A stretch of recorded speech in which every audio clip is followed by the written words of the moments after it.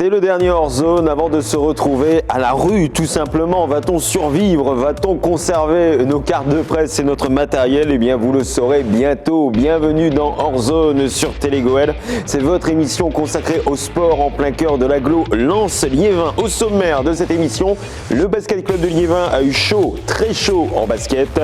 Billy Montigny en handball va devoir revoir sa copie. Le hard volleyball a reçu la sélection nationale U20 et c'est une belle démonstration, une belle épreuve pour les Noirs et Rouges. Les jeunes se sont dépensés au meeting indoor de Liévin. On en parlera avec vous, Thomas Verbouche-Delchambre, dans le clapping. Bonjour Fred, bonjour à tous. On parle du meeting indoor de Liévin. Il y avait aussi des épreuves pour les jeunes. On en reparle juste après dans le clapping. Merci Thomas Verbouche-Delchambre. Bonjour d'ailleurs. Et donc on va enchaîner. Il est les yeux de la section C6 du Racing Club de Lens. Une belle histoire née à Violaine qui se poursuit à la Gaillette. Bonjour Mickaël de Rancy. Bonjour Frédéric. Entraîneur de la section C6 du Racing Club de Lens, on reviendra avec vous sur cette saison qui a démarré un peu tardivement pour la section. On parlera des prochains matchs et des prochaines échéances donc du côté du RC Lens C6 Foot. Le Racing Club de Lens voudrait lui bien relancer sa belle histoire du début de saison, mais les Lensois n'ont pu faire mieux qu'un nul, un partout. Comment peut-on analyser ce match? On en parlera avec Makloufi Rebatachi. Bonjour. Bonjour Fred, bonjour à tous. De la Ligue des Hauts-de-France de football, conseiller technique, donc ancien entraîneur de l'US Vimy. On reviendra avec vous sur ces 90 minutes qui ont eu lieu à Bollaert. Vous êtes dans Hors-zone sur Télégoël. Mettez-vous devant votre guidon. On part sur les terrains. D'ailleurs, en coulisses, il y a Thomas Verbouche-Delchambre qui m'a demandé mais pourquoi tu mets devant votre guidon? Eh bien, tout simplement parce que ce week-end, Thomas Verbouche, vous allez voir l'enduro du Touquet. Oui, vous aussi, je crois. Oui, on va essayer de se croiser aussi bien sur les terrasses que sur le sable de la Côte d'Opale. En tout cas, on commence avec le Racing Club de Lens qui n'a pu faire mieux qu'un nul, un partout face à Lyon. Jonathan Klaus s'est fait répondre par Tino Kadewere dans un match très physique et très engagé. Pour des 100 et or, désormais 10e de Ligue 1. On en parlera plus en détail dans le point RCL avec Makloufi Rebatachi. De son côté, la réserve coule et s'incline face à la Lanterne Rouge. Sanois-Saint-Gratien entraîné par l'ancien coach du Tchad, Emmanuel Trégo. Une équipe qui venait d'enchaîner 6 défaites consécutives. Une défaite 1-0 pour Lens B qui reste avant-dernier. Il va peut-être falloir sauver à un moment le soldat réserve. On ne referme pas la page football. Thomas, on parle du futsal à Avion. Oui, les Avionnais évoluent en D2 face à 9 autres équipes comme Lille, Reims, Bastia, Nantes et ils ont joué ce week-end à domicile face à Villeneuve d'Ascq. Ils menaient 3-2 à la pause alors qu'ils sont mal rentrés dans le match et finalement ils ont pu dérouler. Résultat 9-3. Avec cette victoire, Avion assure le maintien et la 3e place sur le podium de la D2. Prochain match prévu le samedi 12 mars à l'extérieur face au futsal à Paulista en région parisienne. Merci au coach Rabat d'avoir envoyé ces images. Oui Fred, allez-y. Bah oui, parce que je me retourne vers Makloufi Rebatachi qui connaît bien donc le président de ce club. Oui, le président, parce que le coach c'est Moustapha Simoun qui fait un très très bon travail, qui est en formation aussi à Clairefontaine. Mais effectivement, le président du club est mon frère. Et alors justement, comment on fait quand on a des membres de sa famille dans différents clubs? On essaye de les suivre, on essaye de les soutenir, ou on a tellement de responsabilités que c'est compliqué de se soutenir l'un et l'autre? Non, on les soutient comme on soutient l'ensemble des clubs du territoire en ce qui concerne ma casquette de conseiller technique, mais effectivement, le cœur me pousse à aller voir un peu plus souvent l'équipe en match quand j'en ai l'occasion. Donc Avion Futsal, c'est en D2, n'hésitez pas à les suivre, notamment sur les réseaux sociaux. On passe au basketball, Thomas Verbouche-Delchambre, le BCL s'en est bien sorti face à Vanves. Oui, et je dirais même pour emprunter une formule d'un confrère de la Voix du Nord, Liévin avait le Vanves en poupe samedi à l'Alvévilliers. Victoire 85-72, le BCL a pu compter sur le retour de son capitaine Valentin Estienne, emmené aussi par Zachary Wango, auteur d'un match maîtrisé. Mais les Franciliens devant les Liévinois au classement étaient toujours dans la course à la mi-temps, 39-36. Les Liévinois se sont échappés dans le 3e quart-temps. Résultat donc au bout 85-72. Une 9e victoire pour le BCL qui se classe 5e de la Nationale 2 avant de recevoir les leaders de l'On Plage. Succès aussi pour l'Alliance Artois Handball. Mais c'est quoi au juste l'Alliance Artois Handball? C'est tout simplement une alliance entre les clubs de handball de Biache-Saint-Va, R5-Coupigny, Bully-les-Mines et Billy-Montigny. C'est la création d'un club de moins de 18 ans dès la saison 2013 qui a permis de mettre en place une belle équipe masculine dans le championnat de France. Et ils ont ont joué ce week-end face à l'Entente Eure-Iton et l'ont emporté 30-36. Leurs homologues, les seniors de National 2, ont joué eux contre Vernon et alors qu'ils étaient dans la course jusqu'à la mi-temps, ils se sont inclinés 22-34, très mauvaise copie rendue par les carabiniers de Billy-Montigny. En handball toujours, Bully-les-Mines gagne contre les derniers du championnat. Oui, les filles ont joué face au Havre et ont emporté leur 3e victoire de la saison, 16-27. Avec ce résultat, elles restent toujours en bas de classement à la 12e place, tandis que le HHBC de Arnes se maintient à la 6e place de la Nationale 1. En water-polo, les Arnésiens ont remporté la partie dans le bassin de Saint-Jean d'Angély. Oui, Fred, comme au match aller, le SNH a mis en place un jeu physique qui a décontenancé le Nautic Club angérien trop fragile. Les adversaires ont échoué à 4 points dans leur bassin. Résultat 13-9 pour les poloistes arnésiens. Match amical serré aussi pour les hommes de Loïc Bouanda. Le Hard Volleyball recevait mardi soir à la salle Maréchal l'équipe de France U20 de volleyball et les deux adversaires ont livré un combat de haute volée. Après un premier set emporté par les Espoirs 20-25, les Arnésiens sont revenus dans la partie 25-18. Ils ont partagé les deux sets suivants avec finalement le set d'or remporté par les Arnésiens 15-12. Ils partiront donc en confiance avant d'affronter l'équipe de Saint-Brieuc ce week-end. On en reparle dans l'agenda avec Thomas. En fin d'émission, Mickaël de Rancy, est-ce que vous suivez les autres sports dans le bassin minier ou c'est compliqué ? C'est compliqué parce qu'il faut du temps pour suivre tout ça, mais oui, je le suis surtout à travers les réseaux sociaux. Par rapport aux articles qui sont diffusés, mais vu la tâche est la le vôtre, travail qui est le nôtre toute la semaine, c'est difficile de suivre l'actualité sportive, même nationale, et voilà, après je suis un peu plus le foot quand même que les autres sports. D'ailleurs, vous m'aviez confié en off que vous préférez aller au stade plutôt que de regarder un match devant la télé. Ouais, devant la télé, je regarde très peu de matchs. Même quand c'est Lens qui joue, c'est rare que je sois devant la télé. Par contre, le vivre au stade, oui, c'est autre chose parce que là, on ressent les différentes, toutes les vibrations du stade. Voilà, tout ce qui se passe un petit peu aussi sur le banc.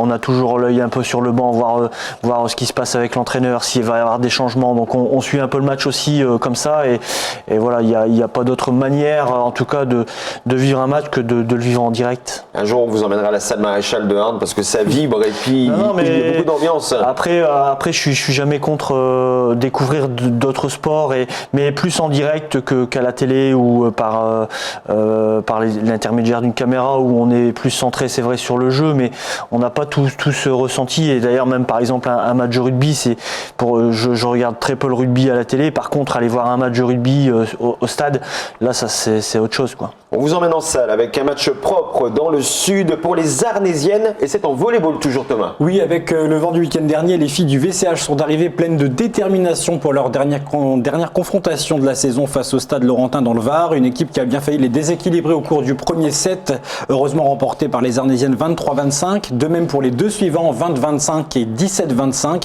Un succès 3-0 qui leur permet de finir à la 3e place de la poule B de l'élite féminine avec 30 points. On les retrouve bientôt pour les playoffs. Les dates seront connues prochainement. Est-ce qu'il y a d'autres résultats ou d'autres événements en extérieur, Thomas ? Et non, Fred, on n'a pas eu de résultats ce week-end à cause de la tempête qui s'est abattue sur la région ce week-end. La manche de disque golf à Vingles et le trail des mineurs à Grenay ont été reportés. De même pour des entraînements à la salle Maréchal qui avaient été interrompus et la salle Mimoun qui a subi des dégâts. Les handballeuses arnésiennes ont été empêchées d'entraînement la semaine dernière et elles vont certainement chercher une autre salle dans la semaine dans le secteur prochainement. Donc tout devrait néanmoins rentrer dans l'ordre cette semaine avec au fur et à mesure la météo qui va revenir clémente et on vous donnera tous les rendez-vous des rendez-vous sportifs en fin d'émission. De plus, plusieurs communes du bassin minier ont fait des dossiers de demande de classement en état de catastrophe naturelle puisque d'autres sites sportifs et des stades ont été touchés, notamment avec des chutes d'arbres. Le parc des Glissoires d'ailleurs a fermé pendant plusieurs jours à cause de la tempête. Merci beaucoup Thomas Verbrouge d'Elchambre. On a parlé de ces sportifs qui ont été empêchés de faire leur sport en intérieur. Heureusement, jeudi dernier, il y avait le meeting indoor de Liévin. C'est dans le clapping.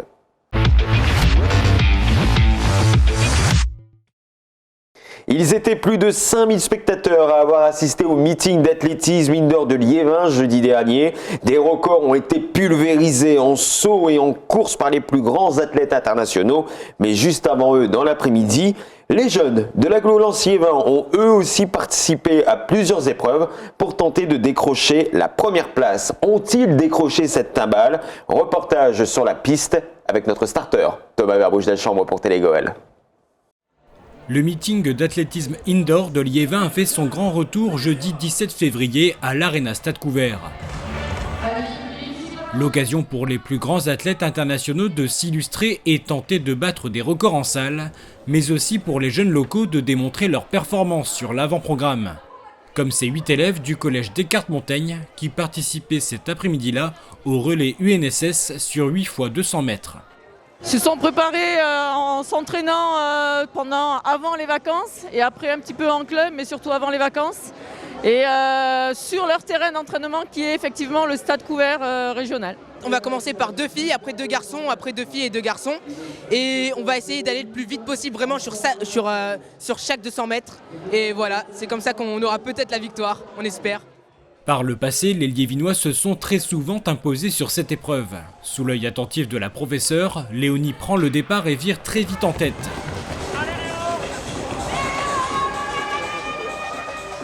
Et le groupe montre son savoir-faire une fois de plus puisque le relais est maîtrisé, il remporte la première place. L'exploit n'a pas été atteint en revanche sur cette course par les Benjamines minimes filles du CS Avion. Une chute n'a pas permis d'accrocher mieux que la 6e place. Elles ont été suivies ensuite par les cadettes juniors du club avionnais.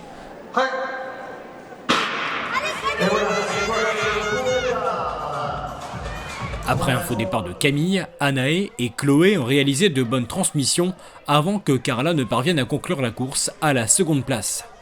On a démarré avec un faux départ, mais après ça a été. On a su gérer la course, rattraper ceux qui étaient devant nous, tout ça. C'était le résultat que vous attendiez? Bah oui. Sachant que le relais, ça fait un moment qu'on n'avait pas travaillé, alors ouais, on est content. Une satisfaction que voudrait bien partager Florian Torel du RC Lens Athlétisme.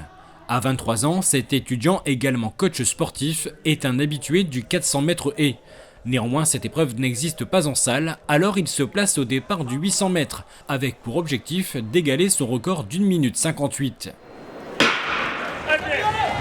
Mais dès le départ, assez lent, Florian est obligé de fermer la marche. Finalement, il franchira la ligne avant-dernier, mais reste fier de son résultat. Je crois que je fais une 58,01, donc 14 centièmes, donc c'est bien. J'avais fait un entraînement différent et finalement ça s'est plutôt bien passé. Dur à la fin, mais comme d'hab sur 800. L'avant-programme du meeting de Liévin a donc été une réussite pour les jeunes athlètes du territoire. Ils ont pu assister enfin dans la soirée aux performances des internationaux. Le Norvégien Jacob Ingebrigtsen a battu le record du monde en salle du 1500 mètres d'une demi-seconde en 3 minutes 30 et 60 centièmes. Un grand merci donc à Thomas Verbouche-Delchambre, recordman du nombre de clappings réalisés dans hors zone. C'est quoi, le 100e au moins? Oh non, peut-être pas quand même, mais une bonne quarantaine. Une bonne quarantaine. Donc d'ailleurs, tous les clappings de Thomas Verbouche-Delchambre, vous les retrouvez sur la page Facebook de la rédaction de Télégoël. Lui, il va sûrement battre des records encore. Avec sa section CC Foot du Racing Club de Lens, c'est Mickaël de Rancy, c'est l'invité d'Hors-Zone.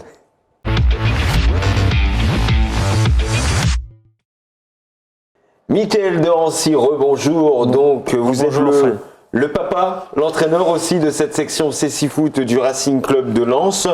Un sport donc qui prend de plus en plus d'ampleur dans le bassin minier, mais qui au niveau national se cherche encore un peu. Comment peut-on définir le CC Foot ?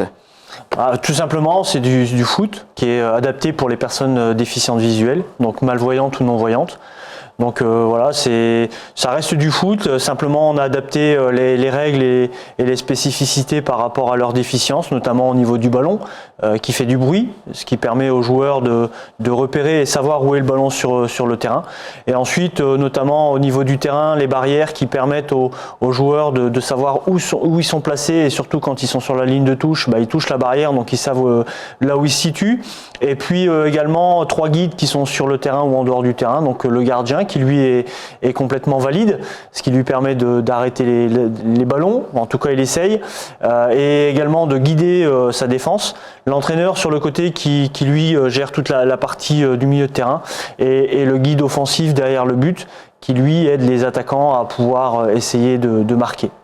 Aujourd'hui, le Racing Club de Lens est en lice pour le championnat de France de Cécifoot B1. Comment se passe cette saison ? Elle se passe mieux que les 2 dernières, vu que les 2 dernières, on a pratiquement eu saison blanche. Première saison Covid où le championnat s'est arrêté au bout de 2 ou 3 journées au mois de février. La saison dernière, elle n'a même pas démarré, donc ça a été complètement saison blanche. Donc on a eu la chance cette saison de pouvoir redémarrer au mois de novembre à peu près. On en est à la 4e journée. Ça fait du bien surtout aux joueurs de pouvoir de nouveau être confrontés à d'autres équipes, d'autres joueurs. Pendant les 2 ans Covid, on a quand même eu la chance de ne pas arrêter. On n'a jamais cessé d'être en activité, surtout pour les entraînements. Donc ce qui a été un bien également pour les joueurs. Et les joueurs n'attendaient que ça, c'est de pouvoir retrouver le terrain avec des confrontations contre d'autres adversaires. Donc ça c'est voilà. Et l'avantage aussi de ne pas avoir eu cette coupure au niveau des entraînements, c'est qu'on n'a pas perdu de joueurs. Au contraire, on en a récupéré de nouveaux. Donc ça nous a permis de continuer de travailler. Et justement, comment vous recrutez les nouveaux joueurs dans la section Cécifoot ? Alors c'est surtout du bouche à oreille, grâce aussi à la communication qu'on peut faire, les différentes sensibilisations qu'on fait également à droite, à gauche, dans les écoles, auprès d'instituts spécialisés, ce qui nous permet des fois de tomber sur des jeunes qui ne connaissent pas au départ l'activité et qui essayent. Et souvent on dit essayer c'est l'adopter, et donc ils reviennent et voilà, c'est comme ça qu'on arrive à avoir de nouveaux adhérents. De nombreux joueurs commencent à avoir un petit nom. Du côté du Racing Club de Lens, il y a Kevin Van Den Bork qui avait déjà un nom. Je crois, international belge. Donc, qui, quand il ne perd pas ses chaussures, marque des buts. Donc, comme on peut le voir derrière nos écrans, sur nos écrans, on a Lucas Grosset, on a Alain Castel qui ont déjà été sélectionnés en équipe de France. Très clairement, est-ce que l'avenir du Cécifoot français ne se fait pas au RC Lens ? Non, on essaye en tout cas d'être une roue de l'avenir du Cécifoot en France. Vous formez pourtant. On forme, et c'est un de nos objectifs, c'est de former la relève pour nous, mais aussi pour la France. Après, on fait partie des clubs, des 10 clubs en France qui devons relever, ou en tout cas préparer l'avenir du Cécifoot français. Mais on n'est pas le seul. Il y a d'autres clubs qui travaillent très bien en France, qui se structurent comme nous. Et c'est la force de tous les clubs en France qui fera que l'équipe de France sera meilleure, mais pas seulement le travail de Lens. Vous travaillez avec le Collège des Cartes Montagne de Liévin. Quel est le but de ce partenariat ? Alors le premier objectif, on est toujours sur la préparation de la relève justement, permettre au plus jeune âge aux jeunes dès le plus jeune âge de pratiquer le Cécifoot. On sait tous très bien que plus on commence une activité jeune et plus on a de chances de progresser et d'être performant quand on arrive à l'âge, on va dire, adulte. Donc l'idée c'était de préparer la relève avec des jeunes dès le plus jeune âge, ce qui permet aussi d'avoir une activité dans la semaine un peu plus importante, plutôt que d'avoir qu'une seule séance dans la semaine. Ils ont deux séances. Voilà, donc à partir de 2 séances, ça permet quand même d'avoir des heures d'entraînement pour pouvoir progresser. Makouchere Batachi, donc est-ce que vous connaissiez le Cécifoot avant de pénétrer dans ce studio ? Qu'est-ce que vous pensez de cette discipline ? Oui, je connaissais un petit peu parce que connaissant Michael, j'ai eu la chance qu'il m'invite déjà sur un plateau. Donc je suis venu voir, il y avait 3 ou 4 équipes. C'était très intéressant, c'est une belle expérience pour moi parce que on comprend que c'est particulier, qu'il y a d'autres facultés qui sont mises en avant par les joueurs. On parlait de la position du gardien qui est valide, qui lui permet d'arrêter des buts, mais aussi de communiquer avec l'ensemble de l'équipe. Il y a aussi, j'ai découvert qu'il y avait un membre du staff qui se situait derrière le but adverse pour guider les joueurs pour marquer des buts. Enfin, il y a vraiment cette notion de communication qui est beaucoup plus mise en avant par rapport à du foot traditionnel. Et ça, c'est génial en soi. Michael Derancy, quel est le prochain match important du RC Lens Cécifoot ? 2 matchs importants ce week-end. Donc on sera à Précy-sur-Oise pour la 5e journée de championnat, où on rencontrera Saint-Mandé et Précy-sur-Oise justement, donc l'équipe locale. Ce sont deux matchs retour. On les avait déjà affrontés, donc Saint-Mandé en début de championnat à Schiltigheim, où on avait fait match nul contre Saint-Mandé. Précy, on les avait joués à Lens, match aller, où on avait perdu 2-1. Donc voilà, ça va être 2 matchs intéressants, deux grosses équipes. Précis avec 2 internationaux, Fabrice Morgado et Hakim Azreki, qui sont voilà les 2 têtes de l'équipe de Précis.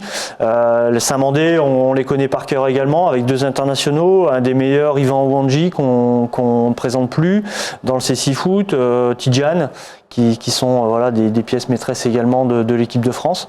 Donc ça va être 2 confrontations qui sont assez ouvertes parce que voilà, c'est des matchs qui sont toujours très serrés contre eux. Les 2 équipes se connaissent bien, donc voilà, on a hâte d'en découdre avec eux. Et lui, il connaît bien son équipe. C'est Mickaël Derancy, entraîneur de la section CC Foot du Racing Club de Lens. J'en profite pour faire un petit coucou à Rose de Tray et Germain Aguès qui ont rejoint l'équipe communication du Racing Club de Lens et qui nous ont transmis ces images. Exactement, qui nous ont transmis ces images. Donc, de plus, on en a déjà parlé dans Hors Zone. Rose Détré a lancé un très beau projet qui s'appelle Je suis moi et qui vise à mettre en avant les sportifs touchés par le handicap. Et d'ailleurs, il y a une cagnotte en livre sur I Believe in You. Donc, n'hésitez pas à aller aider ce beau projet. Donc, et peut-être qu'on découvrira d'autres beaux portraits, peut-être celui de Kevin Vandenborg. Un beau jour, en tout cas, pour suivre l'actualité du RC Lens CC Foot, c'est sur Facebook. RC Lens CC Foot. Vous restez avec nous, Mickaël. Tout de suite, on revient sur le RC Lens, mais cette fois, l'équipe masculine, l'équipe première, c'est dans le point RCL.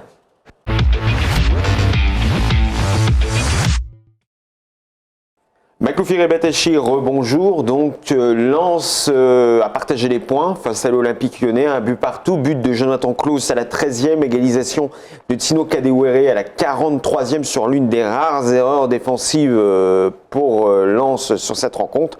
Très clairement, le partage des points est-il logique ou Lens peut avoir des regrets suite à ce match? Il y a plusieurs façons de voir un peu le résultat final. C'est vrai que sur le scénario, c'est un peu rageant compte tenu de la grosse débauche en première mi-temps et du moment où Lens prend l'égalisation sur la fin de mi-temps, alors qu'on ne les sentait pas forcément inquiétés. Oui, on arrivait à bien repousser les assauts jusque-là. Ceci étant dit, il y a déjà à noter des progrès par rapport au match aller sur la gestion du match. Et voilà, notamment le fait qu'en deuxième mi-temps, même si on s'est un peu endormi, on aurait voulu les pousser un petit peu. Je pense qu'ils étaient vraiment un peu plus dans la gestion, les Lensois, à ce moment-là. Ça leur a permis d'assurer au moins le point du match nul. Et puis, pour finir, mon avis, c'est qu'on saura lors du prochain match si c'est un bon point en fin de compte. Parce qu'il faudra le bonifier sur le déplacement à Angers. Si Lens prend 3 points à Angers, on pourra dire que c'est un bon point finalement. Voilà, donc il va falloir attendre un petit peu, mais globalement, c'est un match nul qui semble assez logique. Un joueur s'est particulièrement fait remarquer lors de cette rencontre, Thomas Verbruch-Delchambre. Vous avez sélectionné Florian Sotoka. Oui, il a eu un rôle plus défensif et plus en soutien dans l'entrejeu lensois qu'à l'accoutumée. Florian Sotoka a mis à rude épreuve les Lyonnais qui n'étaient pas prêts à le voir dans cette position. Franck Hayes a réagi en conférence de presse sur son positionnement et sur le jeu de Florian Sotoka. Les joueurs offensifs qui ont cette capacité à se mettre à ce point au service de l'équipe et en même temps, parce que être au service de l'équipe c'est une chose, mais en même temps être très intelligent dans ce qu'il faut faire, dans les compensations, les équilibres. Et pour ça aussi c'est un joueur rare. Il avait fait un très gros match la semaine dernière, vraiment, très gros match. Il y avait un petit moment qu'il n'avait pas fait des matchs de cette qualité-là. C'était toujours important pour nous.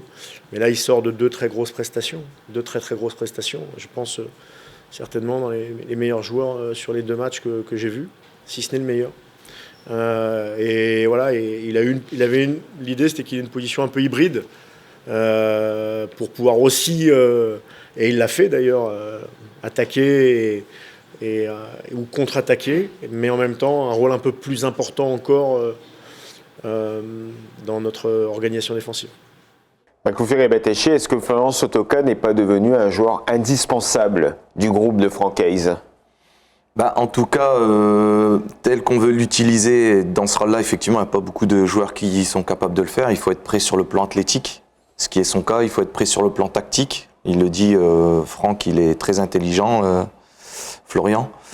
Et puis après, il faut être prêt sur le plan mental. Il faut l'accepter à un attaquant quand on lui dit qu'il va redescendre un peu d'un cran. Alors, ça a coûté sur le plan offensif. Parce que même si Franck Hez nous dit qu'il a su le faire, effectivement, mais il n'a pas pu apporter ce qu'il est capable d'amener sur le plan offensif. Mais je pense que ce n'était pas la priorité. La priorité, c'était de permettre à l'équipe de mieux défendre dans le cœur du jeu et donc d'assurer certains équilibres défensifs. Et pour le coup, il l'a très bien fait. On peut dire que c'est une réussite, en tout cas de mon point de vue. Vous avez eu l'occasion de rencontrer Franck Hez, donc que pensez-vous de cet entraîneur depuis qu'il a pris en main le Racing Club de Lens? Oui, j'ai eu la chance de côtoyer un peu Franck quand il entraînait l'équipe réserve. On s'est joué plusieurs fois. Oui, du RC Lens. On s'est joué plusieurs fois quand j'entraînais l'équipe première de Vimy. Et il a donné un nouvel allant à l'équipe. Il a un projet de jeu qui est tourné vers l'offensive, mais aussi vers un football un peu spectacle. Je pense que c'est ce qui plaît et aux supporters du RC Lens et aux observateurs en général de la Ligue 1. Donc je suis très content de le voir à ce niveau-là et j'espère qu'il va le rester encore un bon moment parce que c'est très rafraîchissant pour la Ligue 1. Aujourd'hui, Lens est 10e du championnat de France de Ligue 1. Donc, Mickaël de Rancy, est-ce que cette place est rageante pour l'équipe première du RC Lens ou au contraire, c'est une place qui place parfaitement le Racing Club de Lens par rapport à son niveau? Non, par rapport au niveau, en tout cas par rapport aux autres équipes de Ligue 1, je pense qu'on doit être 16e budget Ligue 1. Donc être 10e, il n'y a rien de déshonorant, bien au contraire. Ce qui nous permet aussi déjà de pouvoir être serein au niveau du maintien. Je pense que il est quasi acquis. Je crois que le maintien va jouer à 40-41 points comme d'habitude. Donc voilà, on est serein. Ça permet aussi de commencer à préparer la future saison. C'est un petit peu aussi dans ce sens-là que je pense que le gardien Farinez est aussi testé pour la saison prochaine. Donc voilà, on est serein au niveau du classement. Après, ça permet aussi de jouer sereinement les matchs et sans avoir aucune pression. Donc ça va certainement encore donner la possibilité d'avoir de belles victoires. Et puis après, pourquoi pas dans le sprint final, si on est bien placé, voilà, de pouvoir pour les joueurs avoir une belle fin de saison à jouer. Donc là, pour moi, on est serein. La première match de cette fin de saison, ce sera à Angers, Makloufir et Batachi. Vous vous attendez à quel type de match au stade Raymond Kopa? Je pense que ça va être un match qui peut convenir au RC Lens parce qu'on va avoir une équipe d'Angers qui essaye quand même de pratiquer du jeu cette année et qui surtout est dans une période où elle doit prendre des points également. Donc on doit s'attendre à ce qu'on ait une équipe qui ouvre le jeu, ce qui peut convenir au Racing Club de Lens. Angers-Lens, ce sera ce dimanche à 15h au stade Raymond Kopa, un match que vous pouvez suivre sur vos réseaux de communication habituels. Merci beaucoup Malkoufir et Batachi, vous restez avec nous tout comme Mickaël de Rancy. Tout de suite, c'est l'agenda d'Orzone, si vous ne savez pas quoi faire ce week-end.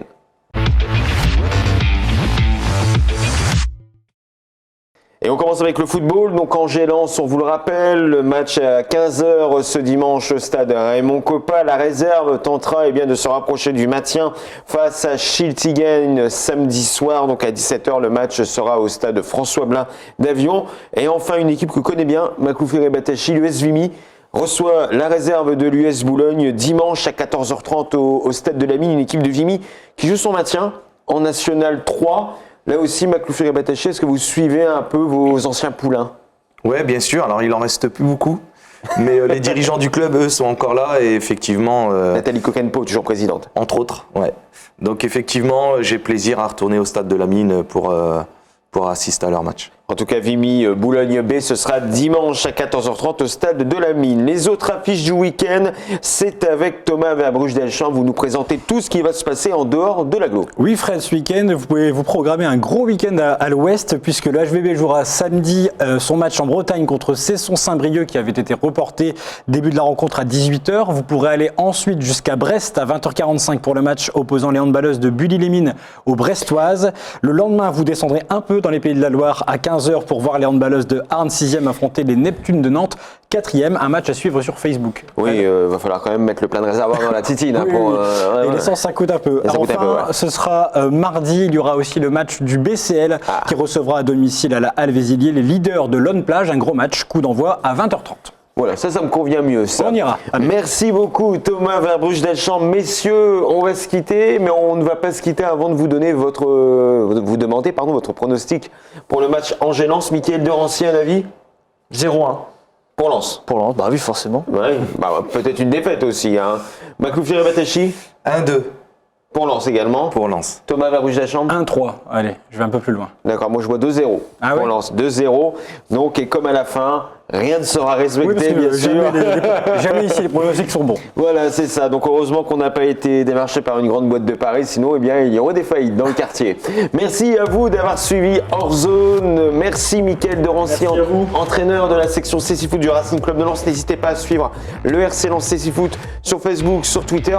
Les joueurs sont également très réactifs sur Twitter, donc très disponibles. Donc c'est un vrai bol d'air frais de parler avec des joueurs qui sont internationaux et qui ont la main sur le cœur, on va être sincère.